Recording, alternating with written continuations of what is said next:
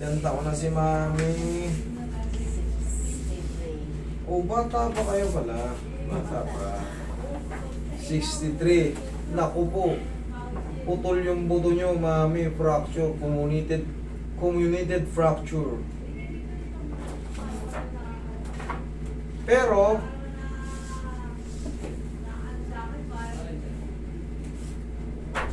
ano pa bang may naiwan pa ba? Wala naman din. Wala naman. Mm. Kuha naman to sa, sa auto. Okay na, dumikit na nga eh. Oo. Kahit ito, kumbaga pinakita nyo sa akin to, kahit hindi nyo na nararamdaman to, syempre, sasabihin ko lang, yung review ko rito. Ngayon, ano ba yung masakit sa inyo? Wala naman. Yung mabigat paglakad sa stroke ko. Ay, pa yun. Ito kasi, Ah. base kasi rito, ito, paatong pinakita ni Mami, na-fracture kayo before. Ayan o. Ano ba? Ito. Mami, tingnan mo. Ayan o. Fracture yan. Ngayon, wala na. Hindi na pala ito yung kaso nyo. Stroke. Mami. Una, na-stroke ako. Tapos ngayon, Natumba kayo. hindi. Ano? Ano ba? Yung bago lang ako, mga 2 years yung tapilok ako. Pero yung... Ano na una? Stroke o yung tapilok? Stroke talaga. Okay. Nadagdagan na lang yung sakit ng ano nyo kasi natapilok kayo. Mm. Ng stroke. Ganito naman po yan. Sige, i-video nyo po ko. Yung stroke po kasi, talagang magbabago po yung Lakad. lakad nyo. Oo. Hindi, mawala man yun sa kamay nyo, pero sa paa nyo parang, Yung gawa. oo, may iwan niya na parang tumitigas, mabigat, Mabigat. parang pagod na. Oo. Kasi, yung supply ng dugo, Mm. yung blood circulation na galing sa head, sa brain natin, delay na yung supply. Pag na-stroke kasi tayo, very common yung blood clot, infarct. Yan po. Depende naman kung saan tatama. Kung front lobe, lower lobe, yan, upper lobe. Mayroong mga abilidad dyan na mawawala. Ngayon sa inyo, mild stroke lang. Mm. Ngayon, kailan kayo na-stroke? 2 years ago, 3 years ago, 4 years ago? 2019. Yan kasi, mag-i-improve na lang yan. Kumbaga, maaaring mawala ko yung bigat. Pero yung pectus ng ganun, eventually, habang inaano mo yan, Mm. tapos katagalan, mangangawit ulit. Kasi nga, sanay, ganun talaga eh. Hindi na po yung mababago. Pero kung kayo ay 6 months pababa na stroke, tsaka kayo magpapatherapy, kailangan talaga niyan, the best yung mag-handle ng mga stroke, yung mga PT. Kasi may mga machine pa yan sila, tapos full stretch ang method nila. Kaya pag na-stroke kayo, wala pa kayong 6 months, sana walang stroke. Pero, andito na, kung sabihin natin na mild stroke kayo, mild lang sinabi ng doc, maliit lang na blood clot, magpa-full stretch kayo, magpa-handle kayo sa PT. Okay? Basta wala pa kayong 6 na buwan. Pero pag panahon pa nilimahong, at saka nyo ireklamo yung stroke nyo, hindi na po yan mababago. Gagaan na lang po yan. Maaaring mawala yung... Kaya nga, pero pag dating pa rin ang yan na po yan, permanent na po yan. Okay? Yung fracture nyo sa paa, kumusta naman? Sumasakit pa ba siya? O hindi ko na pakialaman kasi kung gumaling na, kita ko naman na yung huling x-ray, maayos naman eh. Okay, nangangawit lang yung mga ano nyo. Okay, sige, okay. Pwede nating revisayin yan. Pinaliwanag ko lang kasi siyempre marami na tayong viewers. Yung iba, sana hindi kayo ma-stroke. Galaw-galaw tayo. Pag na-stroke kasi talagang base rin yung mga sinasabi ko kasi marami na kasing vlogger na doktor. Mm. Sinasabi rin nila yan. Kumbaga baka hindi nyo sila napapanood dahil sa akin kayo nakakapanood. Excuse me. Transfer ko lang. Para magkaroon kayo ng knowledge. Kasi yan, hindi ordinary yung pilay yan dyan, kaya bumibigat. Dito yan, sa utak. Dyan, banda sa kanan. Pag kaliwa ang tama sa paa, kanan naman sa utak. Cross po yan. Okay? Ganun ang nangyayari dyan. Pag mga small blood clot lang, tinutunaw lang ng gamot yan. Pero pag na-stroke na tayo, ito, isang malaking tulong to ha. Pag na-stroke na tayo, kalimutan nyo na yung mga ado-adobo na yan. Maraming kanin, mga maalat. Huwag na kayong bumalik sa dating ano. Kalimutan nyo na yung adobo, mechado, yung mga Bicol Express. Naku, kalimutan nyo na yan. Hindi na yan masarap para sa inyo. Pag nadagdagan kayo ng bad cholesterol, stroke again. Relax. Yun ang totoo.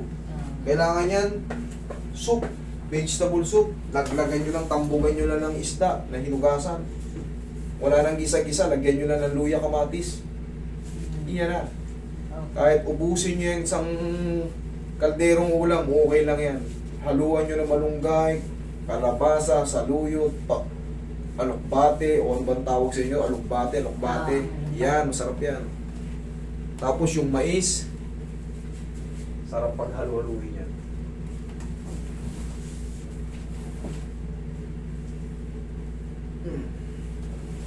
Dihaya.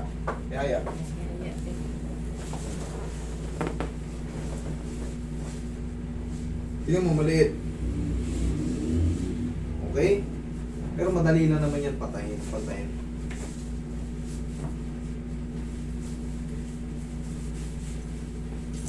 Relax lang na yan, huwag na nabahan na. Hindi naman masakit ko. Para lang mayayanig yung singit. Sakit ba? Hindi naman. Hindi. Okay, relax lang. Kaya dapat wala kayo may takot. Yayanigin ko lang yan eh. Ito yung medyo mahaba-haba. Atakin ko rin ito para lalong umaba. Oh. Na? Okay, sige. Wait lang. Diyan ka lang, mami. Sa singit naman, uunatin natin. Okay? Huwag yun lang lalabanan. Relax lang. Sige, lamputan nyo lang. Relax lang. Isa pa. Diyan ka lang muna. Okay, relax lang. Huwag yung lalabanan. Relax lang.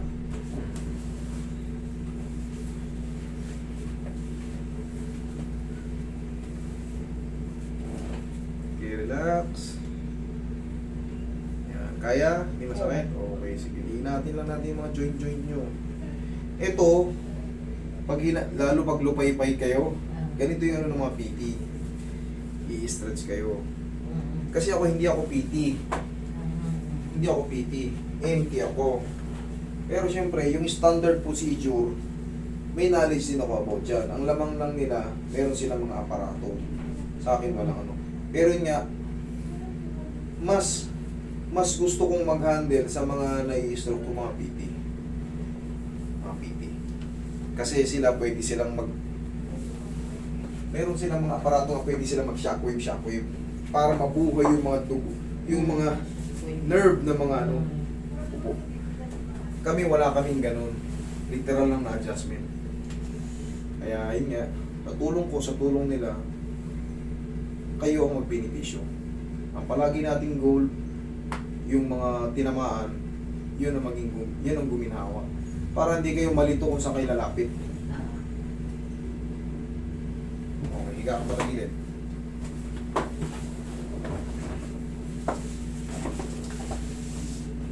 Pag na-stroke kayo, okay lumapit sa albularyo. Yun ang ibig sabihin. Diyan nga ba? Kasi iba ang magiging treatment eh. Relax lang. Pero kung sinasapian kayo, doon kayo. Relax lang. Lambutan mo lang katawan mo.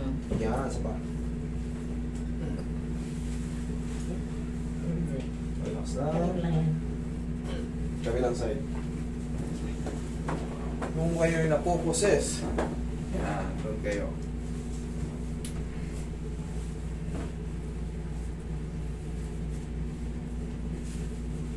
Sige, dyan mami. Yan. Lambutan mo lang katawan mo. Okay na pa.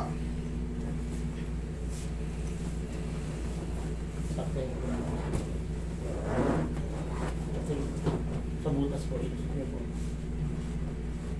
Okay, bitawan nyo to. Yan, ganyan lang. Kumakain ba kayo ng gulay? Sir. Okay, yan, gulay. Huwag na kayong bumalik sa ano kasi yung mga bad cholesterol natin dyan na naipon nakatambay lang yan dyan, naghahanap lang ng kadagdag yan. Pag tumaas ulit yung cholesterol natin, pigil na naman yung blood circulation natin, ma-high blood kayo, puputok na naman ngayon yung may lamat noon. Kaya double stroke kayo. Ah, Samantalahin nyo, nakakalakad kayo, nakakatayo kayo, may mabigat na ano. Kaya nyo naman mag-walking-walking, di ba? Pawis. Sa umaga, bilat-bilat kayo. Pwede kayo magwalis. Okay yun, ha? Para pawisan. Pero yung walis nyo, dugtungan nyo ng PVC. Alam nyo yung parang sa Metro 8. Ganon. Okay. Huwag kayo magwawalis ng ano. Yung maliit yung walis. Balakang naman ang sisirain yan. Para kayo Metro 8. Sumasakit niya yung balakang ko eh. Oh, yun na nga eh. Yan, kanina yung mga patagilid para sa balakang yan sa traction. Yan, tatawangan lang nila yung ano mo, balakang mo. Tukos pala sa ano. Ano ba kayo? Nagwa-washing? Hindi. May washing din. Oh, washing, nakatayo na kayo, okay na yun doon. Yung mga magbanlaw na rin kayo, doon na rin kayo sa loob ng washing, magbanlaw. Huwag kayo nakasalampak. Pag may edad kayo, pag nakasalampak kayo, yung grease nyo sa balakang, maiipit. Kaya yung iba, pag tayo, sakit ng balakang ko. Bakit? Kasi sobrang compression.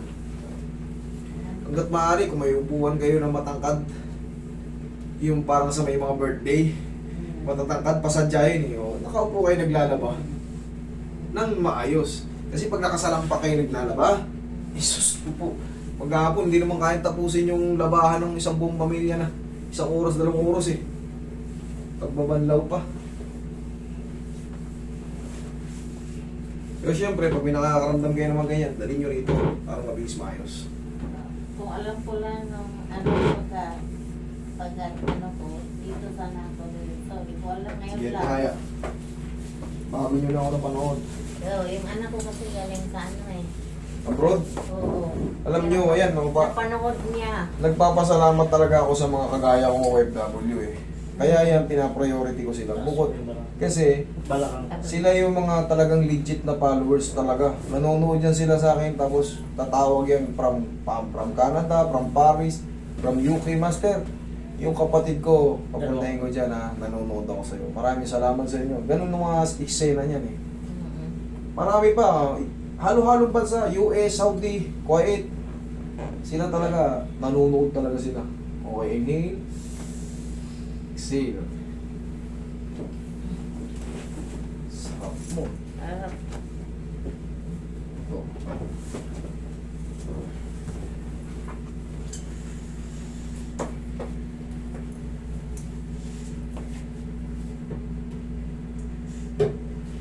Tulad nyo, pinapunta kayo ng anak nyo, ibig sabihin, may followers ako ron. Master, papuntahin ko yung nanay ko dyan, matigas ulo eh. Buwat ng buwat eh. Tama. Kala niya kasi bata pa siya eh.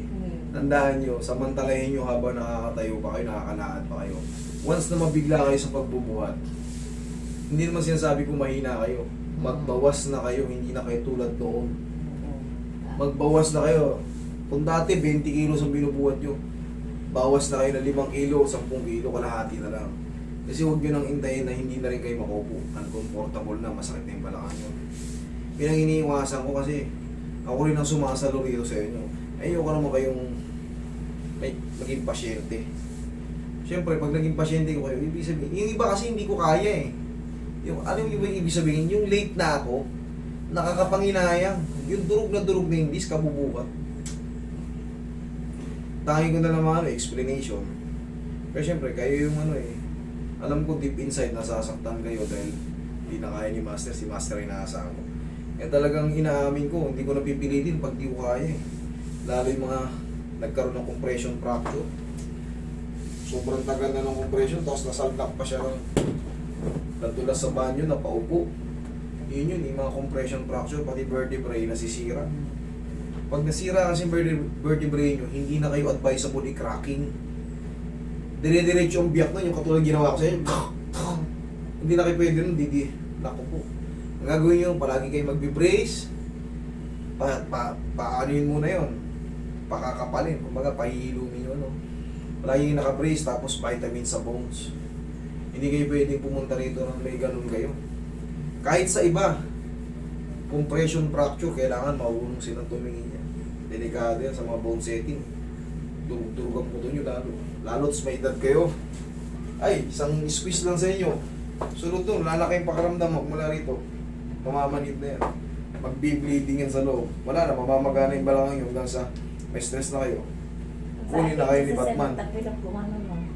Oo. May haya. Kaya nga yung ano nyo eh, hindi ko na masyadong pinenetrate eh. Tingnan nyo yung basag. O, di ba? Dito na ako sa nag-focus sa ano, sa singit. Okay, upo.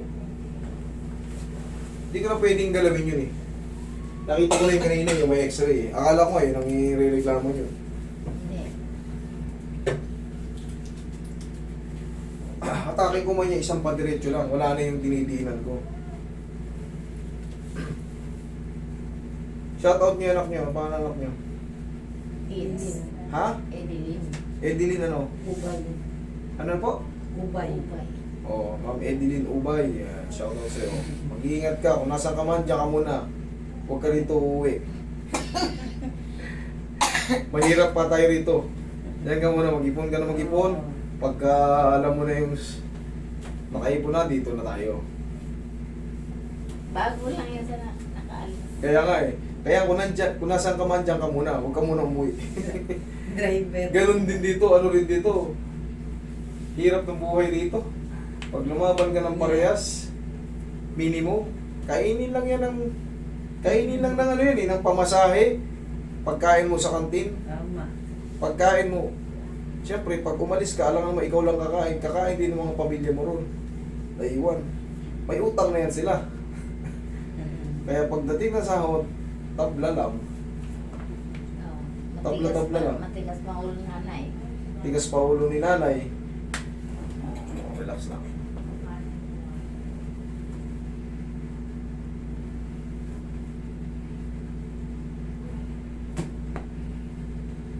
Yan. Okay? Okay. Tayo. Lakad. Gatad. Gaan. Ayos naman. Okay ha. Okay ha. Salamat. Nay. Ay, yung ito. Ayun nyo. Sinelas nyo.